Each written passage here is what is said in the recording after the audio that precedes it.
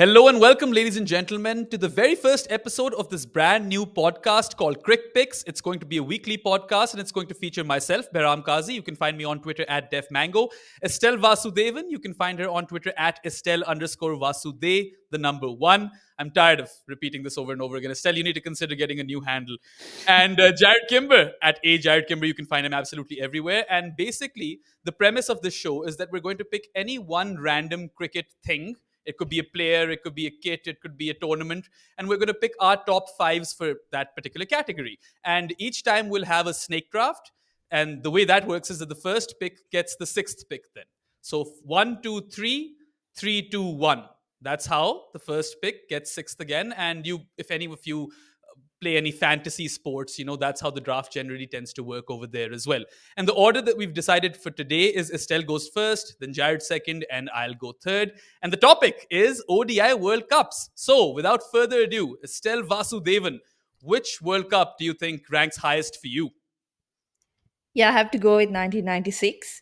And Oh, I know you No guys, surprises at all. I am so not surprised. I know you're going to make fun of me, but to me, isn't that the biggest, like the fairy tale story? I know I'm biased, but 1996, Sri Lanka winning that tournament, I don't think anyone would have called it, right? Because, they weren't one of the big teams. They aren't now either, but, they weren't in their, you know, uh, peak, you could say. Um, there were definitely teams that were better than them around the world. Yet they managed to win the tournament as a whole. Also, like that it wasn't like 2023 where you had so many games. It was much more condensed. I'm Um, going to be honest, Estelle. I had it as fifth on my board. So I knew you would take it first. That's why I gave you yeah. the first pick so that you would completely ruin your own draft. But I had it fifth. Behram, where did you have it on your board? It definitely would have featured in my top five as well, but I didn't have a top five per se because I knew other stuff will get picked ahead of me. So I have Yeah. them listed in order. And 96, yeah, it's in the top five. So All right. Yeah, she's made a shocker there. Is it? It's me now, isn't it? All yes, right. it is you. But this is easy. 1992, because that was the obvious answer to I this. hate you. Everyone was I loathe you. it's the World Cup that started World Cups, right? Like if you look at the early World Cups, there's no real thing, and it's not about. See, I think Estelle got a little bit sucked in by the team who won it. A World Cup should be about the event, and I think the '92 World Cup was the first event. We had the pajama clothes on. It changed ODI cricket. It changed world cricket really. That particular event, and so I think it is the greatest World Cup that has ever been played. And I'm more than happy that it was still available at number 2. And that's why I completely rigged this draft to make sure that Estelle went first, so that I could get the better one. Bayram, what did And you the get? fact, Because the Behram would have fact that picked it I first, did right? not get this, the fact that I did not get 92 is, I don't know. I don't know what to say. I'm speechless. But not just the pajama clothing, Jared, also the white ball and floodlights. It Lights as was well, yeah. groundbreaking in many different ways. And forget Pakistan winning it. And also, that's another great fairy tale story, much like Sri Lanka's, but probably not as. I guess the magnitude isn't as high as Sri Lanka's because Pakistan was still an established limited overs unit back then. And Sri Lanka kind of like that was the watershed moment for them. And it kind of, what we saw from Sri Lankan cricket for the next 15 to 16 years was magical. So in that regard, I think that it was a better fairy tale story. But yeah, for all those reasons mentioned, colored clothing, floodlights, white balls, and just the fanfare, how many people it drew in. I think that's why it would have been my number one as well. My number two is 99. Now, I love the kits in 99. Amazing kits. Your number 2. And That's your number 1. yeah, that's my number one. Yeah, It was originally my number two. no. Unfortunately. The reason I was confused is because you have put 2 back-to-back picks, so I wasn't sure how Yeah. you were ranking them. 99, Right, okay, right. yeah, go sing your song. Yeah, I mean, it's amazing how Australia, who were down and out at the start, they were losing games and everyone thought they wouldn't make it. Then they went on to win the goddamn thing. And Steve Waugh's Herschel Gibbs catch story, Lance Klusner's whole arc throughout that World Cup, and then the semi-final, South Africa and Australia. I think that is, etched in cricket lore forever. The final was disappointing. It's my earliest cricketing memory as well. I was, 5? And my entire family was draped in Pakistan jerseys, and we were watching that game, and it ended in the first hour basically. So I just want to chip in here.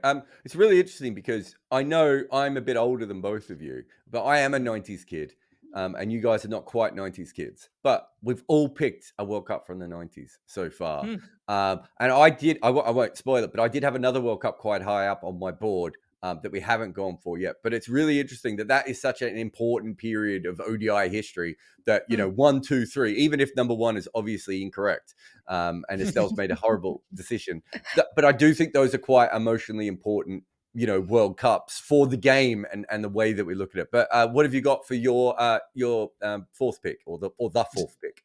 Just a bit more on 99, I would say, is that also it's the only other World Cup in which Pakistan made the final. And from a personal point of view, I've watched the reruns over and over again.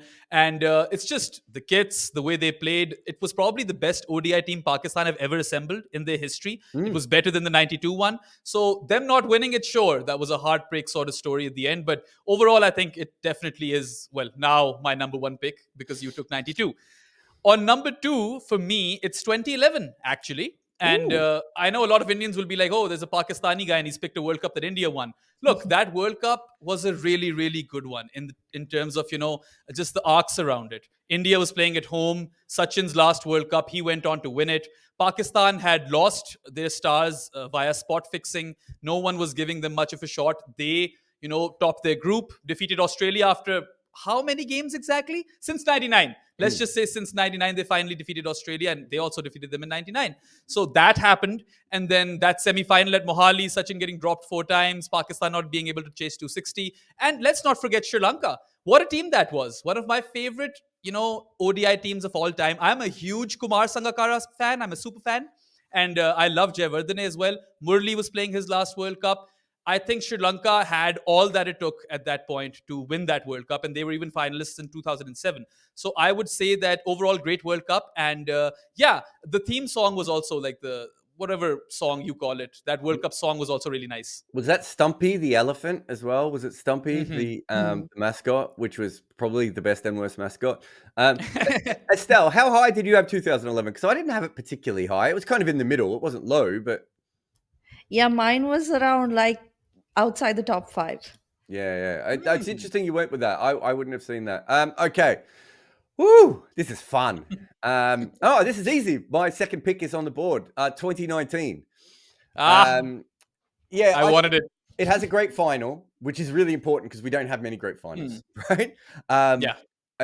It was, I think, very much a celebration of cricket in that there was a lot of good crowds for a lot of different things. The format, we've got issues with the 2023 format all the way back to 92, but at least there was a reason for it in 92. Afghanistan were involved. I think it was a good vibes World Cup, and then you finish it off with perhaps the most ludicrous, game in one-day cricket history. England winning at home, which usually I wouldn't celebrate England winning at home or any team winning at home, but when it is England and they had no success at that tournament and everything was changing, I just think it was it was a very good tournament. Perhaps I would have had it higher up if New Zealand would have won. But I think I was quite comfortable with it as my number 2 pick. So the fact that it slipped down to number 5, I'm very happy with that. Just on that, I want to mention that it's very important to point out that there was a fear that England won't make the semi-finals. It was very much real. And then they went on to win the whole thing, and the manner in which they won, boundary count. Yeah. So, in hindsight, maybe I should have picked 2019 ahead of 2011 . But no, I forgot the other thing, the 2-day semi-final as well, right? Like, it was all like, I remember that partly because, me and Neil Manthorpe had to share a very small bedroom outside of Manchester because it was the only place we could find. So the whole thing was weird. But your perfect example again of just the randomness.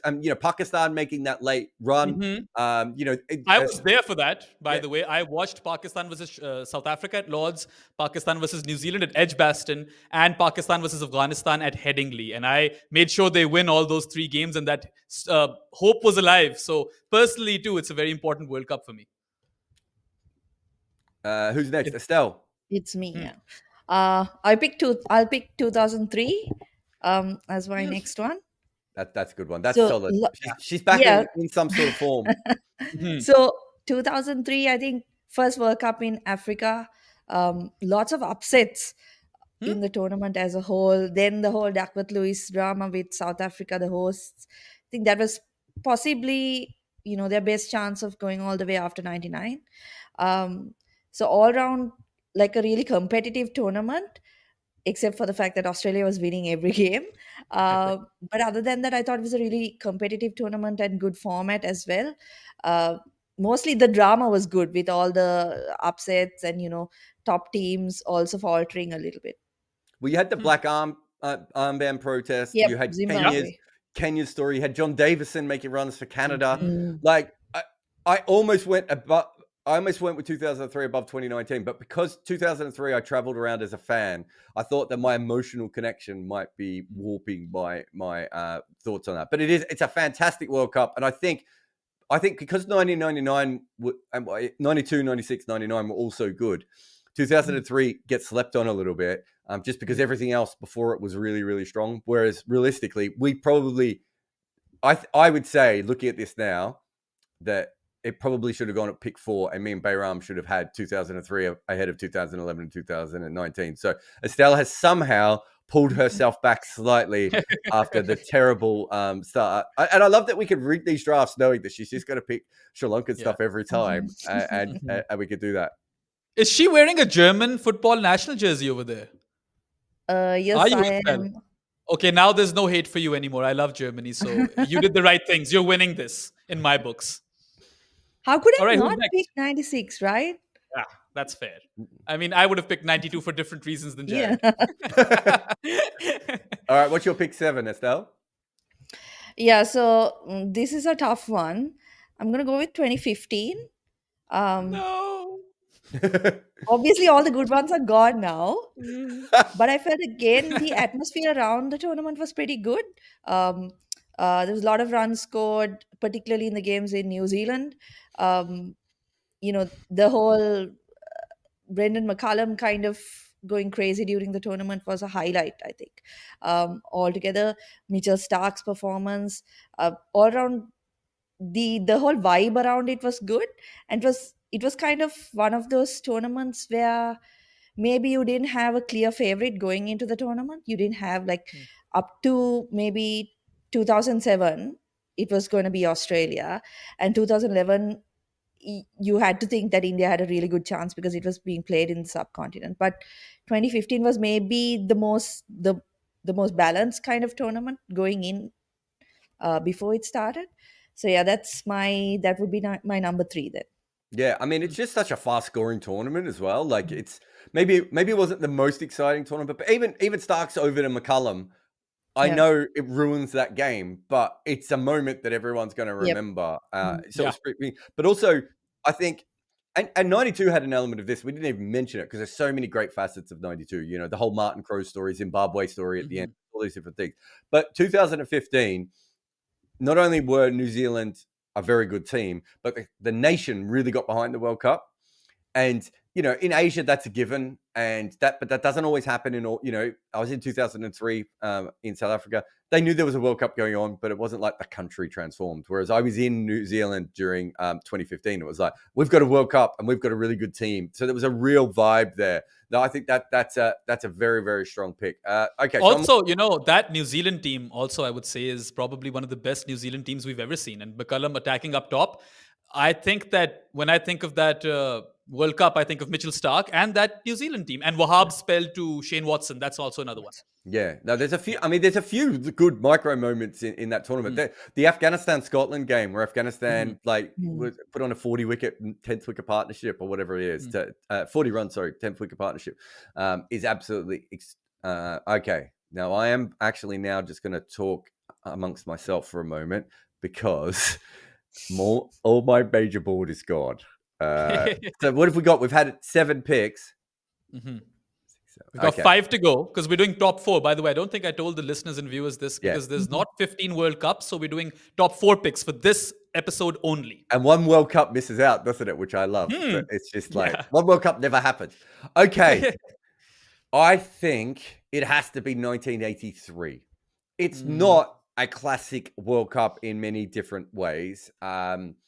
It's the last one of that triumvirate in England, but it is the one that I think Like, so 75 is quite a big moment because it exists. 79 is a bit like, well, we might as well play another one of these. We've already had one. 83 feels like there's something starting to build. And that's when the other teams are like, wait a minute, should one of us be hosting this as well? Should it not be in England every time? West Indies should have three-peated. So the finals are massive upset. You've got there's what's his name? Kapildev's game. There's India actually beat the West Indies twice in that tournament. There's some interesting things going along, I think, in that sort of tournament. And with After going else. winless in 1979, they won the 83 World Cup. And Zimbabwe beat Australia as well. So, look, I don't think it's a classic World Cup. It's probably the most important World Cup in cricket history because it changes everything, right? It changes India and the way that they view cricket. But as a World Cup, it's kind of, it's fine. It does a job. But I can't get massively excited about it. But looking at the rest of the board, I can't see how it's not the automatic pick here. And hopefully that's made Behram's job even harder. I mean, it's made it harder and easier in a way because I had all of those World Cups that you guys have already mentioned till the turn came back to me. And now I have to pick up the scraps over here. And I think the one that I'm going to go for is 1987. Ooh. Now, you mentioned how 83 was, still played in England and all of that. And 87 was the first time the World Cup left England and it was coming to the subcontinent, which is huge, I feel, because now cricket is Asia's sport, right? Back in the day, it wasn't. And that was probably the starting point of all of that. Maybe India winning the World Cup was, but you get the drift. And also, no one expected India or Pakistan to not lift this trophy. It had to be one of those two teams, and they were pretty good ODI units at that time as well. So both of them getting defeated in the semis by, India was defeated by Australia and Pakistan. Sorry, Pakistan was defeated by Australia and India was defeated by England. So England and India, what am I even saying? England and Australia playing a final in which, no one expected them to be there. And I think that is quite a story on its own. And that World Cup, Jarrod, you could probably add on this, kickstarted things for Australia as this juggernaut in limited overs cricket, because before that, they probably didn't even take it that seriously. But 87 onwards, we saw the Australian team really grew to whatever it became towards the end of the 90s and early 2000s. Yeah, it's interesting because Australia doesn't win the next World Cup or the one after that, but they do make the finals, of course, in 96. But that World Cup changes one-day cricket because there's a formula now of how to play it. And there wasn't really, like the West Indies were good, but I'm not sure they had a specific formula of how to play it. So you've got that element. And as you said, then you've got the Australian element of, they probably into the 70s and 80s, not quite as strong a team. So, coming from nowhere with quite a young side or quite an inexperienced side, no one expected them to win. It's also got the great Pakistan-West Indies game where Courtney Walsh refuses to do the man-cad. As you said, the fact that it's really interesting. If you go back and you look at some of the footage, there's this blatant racism talking about the World Cup being in Asia and everything, and in a way that no commentator would ever put the camera now. They might say it off camera, but they would never put it on camera now. Talking about the conditions, there was so much worry that the pitches were going to be bad and everything. And in the end, it was a pretty good World Cup. Maybe the biggest problem was a bit like in 80s, a bit like all the first four World Cups, they all have the same issue: is there's not that much footage of them. And some games, the footage wasn't particularly good of all of those games. So, but I think that is the obvious ninth pick. I don't know what you're going to do for your 10th pick, though.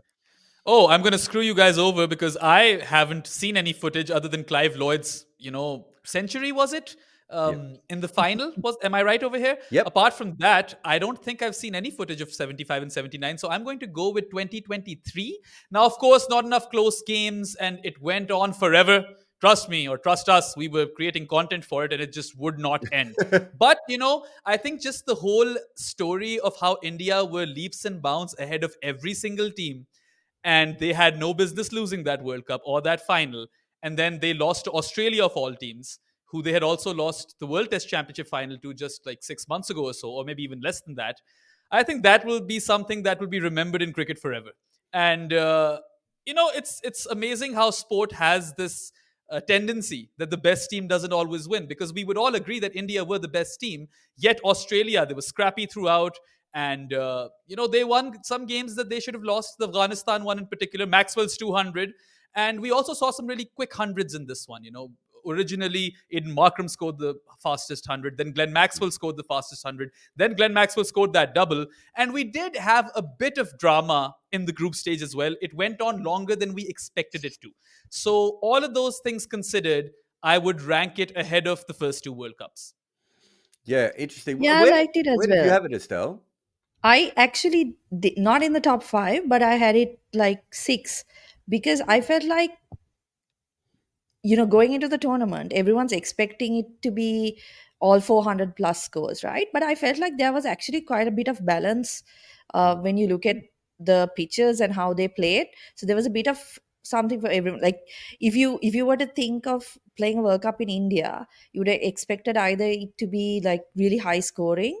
A second expectation would have been for it to be like crazy spinning wickets, and the third would have probably not. I mean, the fast bowlers coming into the game wouldn't have even been a consideration, right? But in the end, actually, I felt like they had done a good job in that across the venues. You did come across a lot of different conditions, and like, I mean, this is recency bias as well, but like, there were some good games in there, and despite the format being horrible, uh, there was a bit of drama in the end to see who finished third and fourth, right? Yeah, I mean, it's an Yeah. interesting one. I had it really low, so I don't even think I had it in my top 10. But I do wonder if looking back in 10 or 20 years' time, I might rank it higher just because it's the first time where every team in the World Cup was a legitimate team, right? There wasn't anyone that you could just turn up and beat, right? And, it felt like a proper tournament in that way, in a way that we really haven't ever seen before. But there wasn't a lot of close games. It did have that period where it dragged. I know we had like a little bit of, what had happened. And the England narrative, I think, is quite fun Hmm. as Yeah. well. But I find it hard to have it. I think where have we ranked it? We've ranked it 10th overall. Hmm. That's probably fair, right? Maybe you could get it as high as 8th, and maybe one day we'll look at it and we'll see it as better than 2015. But it's certainly not in like the top 6 World Cups. Let's not also forget, Jared, that Afghanistan won 4 games and they had only Mm, won one game prior to that in World Cups. Yeah. And Netherlands, they made exactly. this World Cup by qualifying for it. They didn't just get there by default. And they also defeated South Africa and they also defeated Bangladesh. So they had 2 wins. And I Yeah. think, along with the England narrative, the Afghanistan and Netherlands narrative is also really important. No, no. And South Africa's bat first stuff.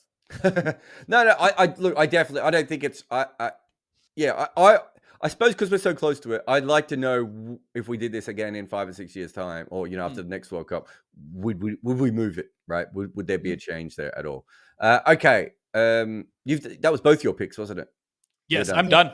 Yeah. Okay. I am going to finish with 1975.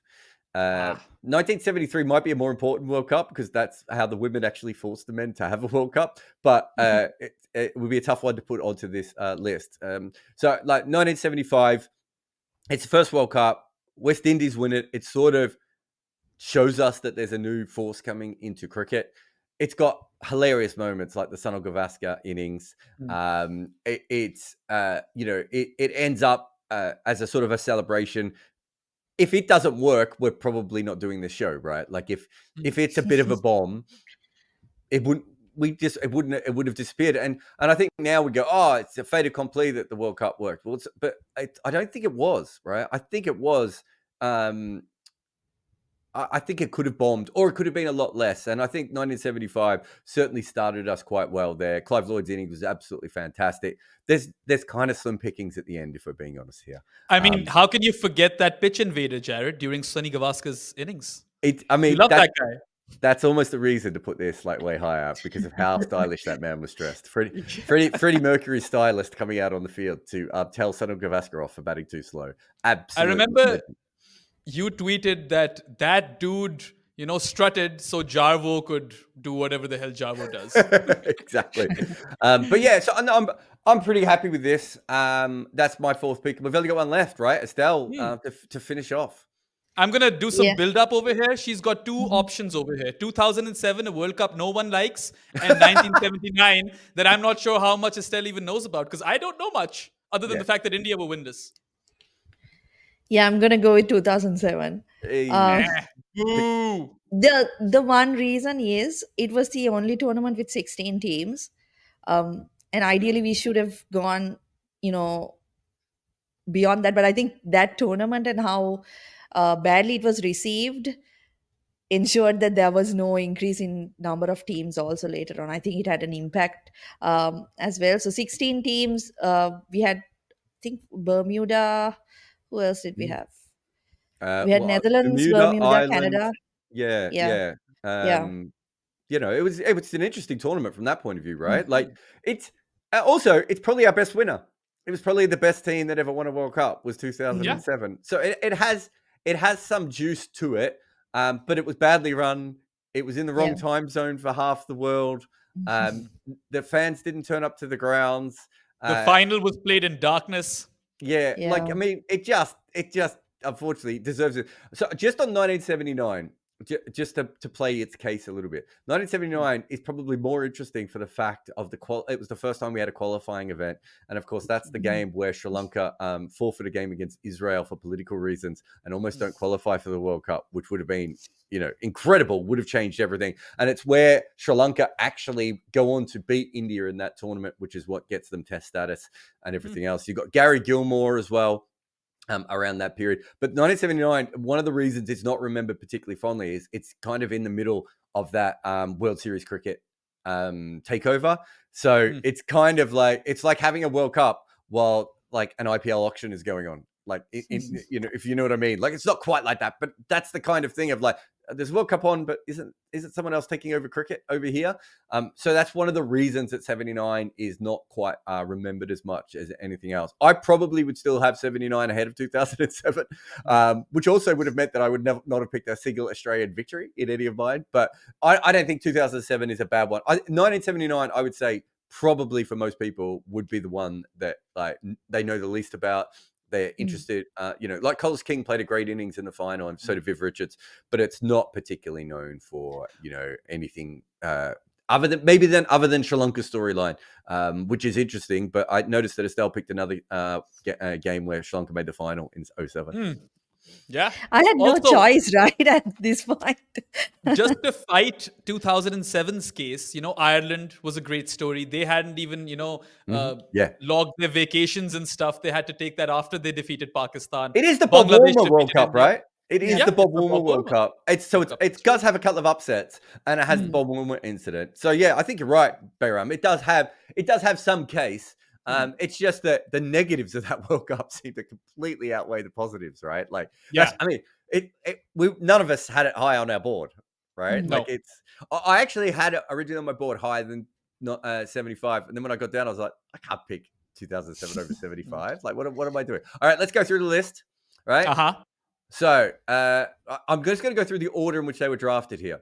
So obviously a bit of a surprise at number one, unless you gerrymandered the draft. 96, 92, 99, 2011, 2019, 2003, 2015, 1983, 1987, 2023, 1975. No. Oh, Yes. and then 2007. Sorry, I hadn't updated Estelle yet on that one. 2007 comes in last. Estelle's picks, and remember, you can vote in the comments, or you can tell Estelle how bad her list is on Twitter. Estelle, And give us your top 4 as well in the comments, please. We'd love to know what you guys picked. yeah, exactly. So we've got 92, 96, 99, 2011, and I think we've got that wrong. I think 2003 or 2019 probably should be a little bit higher. But anyway, we're not far off. Estelle, 1996, 2003, 2015, 2007. She's got two of the most soulless World Cups, I think, in hers. I've got 1992, which very strong. 2019, I think my list would have been stronger if I went 03 rather than that. 1983, which I do think pulls me back a little bit. And then 1975. Behram, 1999, strong. 2011, interesting. 1987, and then 2023. So he's gone for 3 World Cups in Asia. So we know which market he's sucking up to there. And I went out of my way not to pick an Australian one. So tell us who you think won the draft and everything else. But what do we think we got? Let's go through each one. I think I got 2003 wrong. What do you think you got wrong, Estelle, other than the obvious first pick? No, but I mean, I got the sixth and seventh picks, right? So by that time, top five is gone. Yeah, it's So I tricky. think I did pretty well there with 2003 and 2015. Yeah, I don't think you made a mistake there. What about you, Behram? I think I made a mistake. I should have gone for 2019 ahead of 2011 just because of the final and generally the arcs that existed in that World Cup. And right towards the end of the group stage, it was quite tight. So I think I made a blunder over there. I should have gone for 2019 over 2011. I think your 2023 pick's quite strong though, if you compare it to Hmm. 2007 and 75. So you've still Hmm. got some juice. Let's see what the audience says. Yeah. Anyway, I think that wraps this episode up. Tell us what you think in the comments below and give a like, share, and subscribe to us. Crickpicks will be back next week and we'll have another interesting topic. That's all for this one, though. Goodbye.